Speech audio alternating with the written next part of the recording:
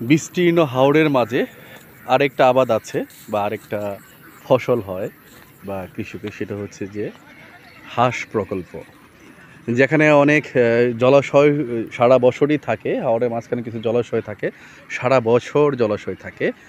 তার পাশ ঘেঁষে কিছু খামারি এরকম হাঁসের একটা প্রকল্প করে। দেখছেন আপনারা হাঁসের প্রকল্প, শত শত হাঁস, এটা মাঝখানে কয়েক হাজার বা কয়েক হাজারের চেয়ে বেশি হবে হাঁস প্রকল্প আছে। আপনার দেখছেন হাঁস প্রকল্প, হাজার হাজার হাঁস আছে, হাঁস প্রকল্প আছে। আর একটা ভালোভাবে দেখা যাচ্ছে, দেখছেন এখানে হাঁস আর হাঁস, এইভাবেই হাঁসের চাষগুলো হাঁস পালন করে থাকে। ভিতরে প্রচুর হাঁস আর হাঁস।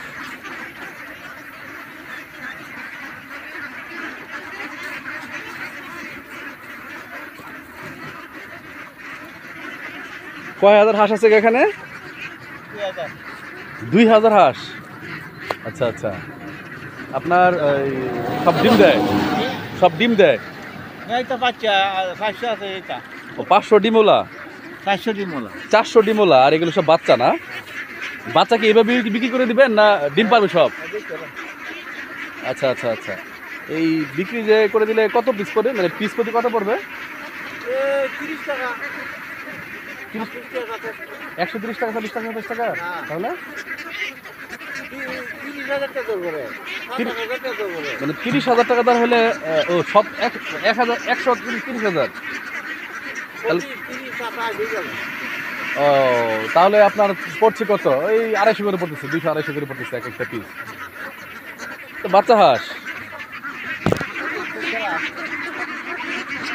এই এরকম মানে বিক্রি করার জন্য হাঁস কতগুলো আছে? 1500 মতো। আর ডিম পাড়া হাঁস 400 মধ্যে 100 মরে গেছে। আচ্ছা বলেন তো একটু, একটা ক্লিপ নিচ্ছি যে আপনার ওই এই যে 400 হাঁস, ডিম পাড়া হাঁস প্রতিদিন কতগুলো ডিম দেয়?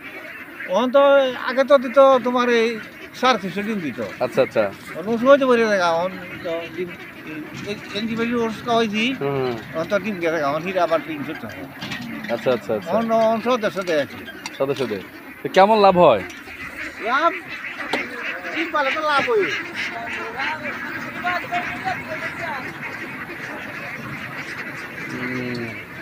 তো আপনার এই এই যে টোটাল যে প্রজেক্ট 2000 যে হাঁসের প্রজেক্ট, এই 2000 হাঁসের মাঝখানে কত খরচ হয়েছে? এখন এই 2000-এর মধ্যে 2 লাখ টাকার মতন।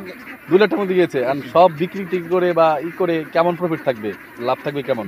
অন্তত আলাদা তো হয়ে যায়, হুম হুম হুম, লাখ 2 একটা লাভ হইতে পারে। লাখ 2 লাভ হতে পারে। এটা 6 মাসের একটা প্রকল্প, 6 মাসের একটা প্রজেক্ট, মানে 6 মাসের মধ্যে যাওয়া হয় আর কি। 6 মাসে 2 লাখ খরচ করে 2 লাখ প্রফিট, মন্দ কি, ভালোই তো।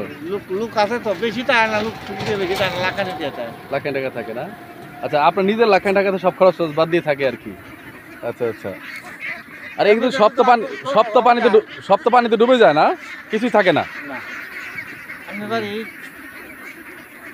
আচ্ছা, আমার বাড়ি অনেক দূরে ময়মনসিং। তো আপনি কত বছর যাবত এই পেশায় আছেন? এটা আছে আজ 7-8 বছর ধরে। 7-8 বছর যাবত প্রতি 6 মাস অন্তর অন্তর এটা করেন? চলে খাওয়া যায় না?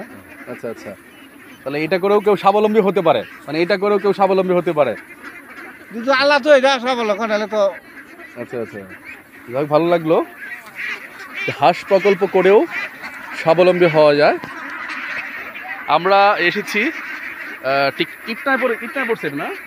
ইটনা মিঠামইজির বলা হয়, পাশেই বিস্তীর্ণ হাওর, জুড়ে বিস্তীর্ণ হাওরের মাঝখানে এই যে অঞ্চলগুলো দেখছেন, পুরো অঞ্চলে পানিতে টাইটম্বর হয়ে যায়।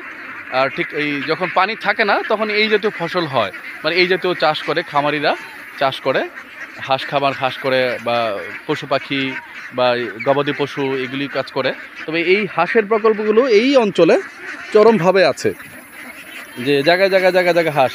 বাংলাদেশে যে সমস্ত হাঁস যত সাপ্লাই হয় ম্যাক্সিমাম হাওর অঞ্চল থেকেই আসে। দেখেন 2000 হাঁসের উপরে এখানে অবস্থান করছে হাঁস।